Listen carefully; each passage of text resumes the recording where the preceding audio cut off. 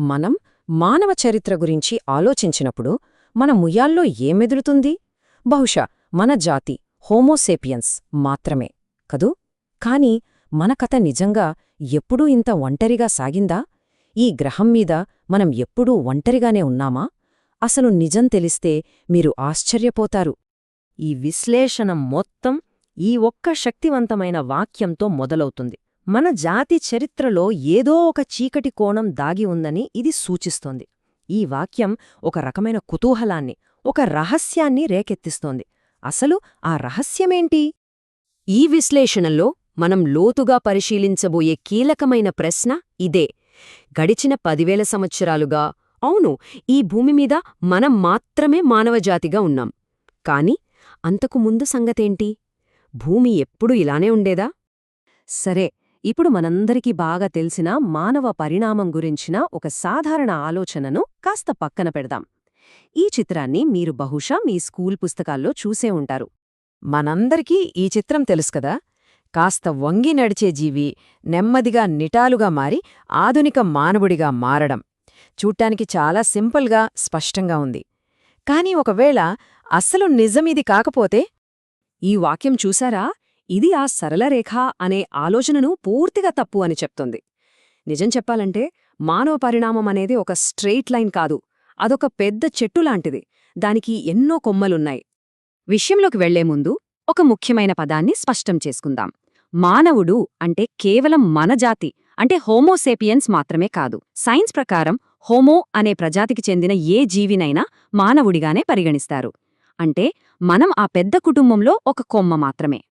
సరే, అయితే ఇప్పుడు మనం కాలంలో వెనక్కి ప్రయాణించి మన దూరపు బంధువులను కలుద్దాం.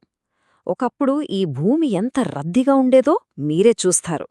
మనకు బాగా తెలిసిన 2 మానవ బంధువులతో మొదలు పెడదాం. పశ్చిమాన అంటే యూరోప్ అంతటా నియాండర్థాల్స్ ఉండేవారు.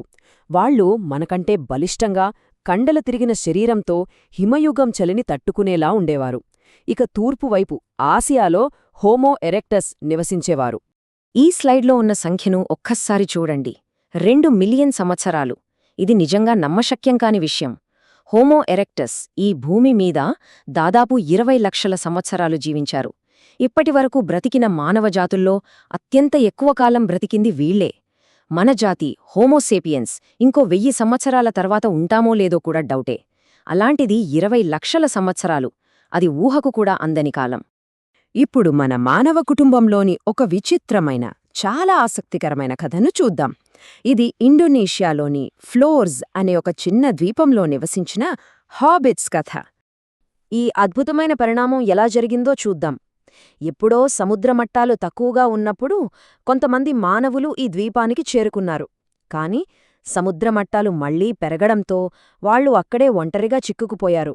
ఆ చిన్న ద్వీపంలో ఆహారం చాలా తక్కువగా ఉండేది. దాంతో ఎక్కువ ఆహారం అవసరమయ్యే పొడవాటి వాళ్లు బతకలేకపోయారు. కాని చిన్న శరీరమున్నవాళ్లు తక్కువ ఆహారంతో బ్రతకగలిగారు.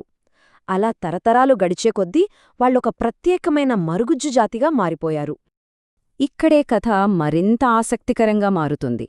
ఈ మరుగుజ్జు మానవులు కేవలం 1 మీటర్ పొడవు, అంటే సుమారు 3 అడుగులు మాత్రమే ఉండేవారు. అయినా కూడా వాళ్లు రాతి పనిముట్లను తయారుచేసి ఆ ద్వీపంలో ఉండే మరుగుజ్జు ఏనుగులను కూడా వేటాడేవారంటే నమ్మగలరా? అద్భుతం కదూ! మనమింకా ఎంత నేర్చుకుంటున్నామో చెప్పడానికి మరొక అద్భుతమైన ఆవిష్కరణ కథ వైపు వెళ్దాం. ఒక్కసారి ఆలోచించండి. కేవలం ఒక చిన్న వేలెముక, దాని నుండి ఒక సరికొత్త మానవజాతిని కనుగొన్నారు. 2010లో సైబీరియాలోని డెనిసోవా అనే గుహలో దొరికిన ఈ ఎముక డిఎన్ఏని టెస్ట్ చేసినప్పుడు మనకు ఇంతకుముందెన్నడూ తెలియని మరో మానవ బంధువు ఉన్నట్లు తెలిసింది. వాళ్లకే డెనిసోవాన్స్ అని పేరు పెట్టారు. సరే, ఇప్పుడు ఈ కథలన్నింటినీ కలిపి చూద్దాం. ఒకప్పుడు ఈ గ్రహం మీద ఒకే సమయంలో ఎంతమంది మానవజాతులు కలిసి జీవించాయో గమనిద్దాం. ఈ టైంలైన్ను గమనించండి. ఇది చాలా స్పష్టంగా చూపిస్తుంది. హోమో ఎరెక్టస్, నియాండర్థాల్స్, డెనిసోవాన్స్ మరియు మన జాతి అయిన హోమోసేపియన్స్ వీరంతా లక్షల సంవత్సరాల పాటు ఒకే సమయంలో ఈ భూమిపై ఉన్నారు. చూశారా? ఇది ఒక సరళ రేఖ కాదు, అనేక జాతులు కలిసి ఉన్న ఒక సంక్లిష్టమైన గతం. ఇప్పుడు సామాన్యగానే విషయం. సుమారు 1,00,000 సంవత్సరాల క్రితం ఈ భూమిపై ఒకే సమయంలో కనీసం 6 వేర్వేరు మానవజాతులు నడిచాయి. అవును, మీరు విన్నది నిజమే, 6 జాతులు. గతం ఇంత రద్దీగా ఉంటే మరి ఈరోజు మనం ఎందుకు ఒంటరిగా మిగిలిపోయాము? ఆ మిగతా మానవజాతులన్నీ ఏమయ్యాయి? ఈ ప్రశ్న మనల్ని మన చరిత్రలోని అత్యంత కీలకమైన, బహుశా అత్యంత కలవరపరిచే అధ్యాయం వైపు తీసుకువెళ్తుంది. ఈ చివరి, శక్తివంతమైన వాక్యం అసలు నిజాన్ని మన కళ్లముందుంచుతుంది. ఒకప్పుడు అనేక మానవజాతులు కలిసి బ్రతకటం విచిత్రం కాదు, కాని ఇప్పుడు మనం ఒక్కరమే మిగిలి ఉండటమే అసలు విచిత్రం. బహుశా మన ఈ ఒంటరితనం వెనుక ఏదైనా నింద దాగి ఉందేమో? ఇది మనల్ని మనం వేసుకోవాల్సిన ప్రశ్న.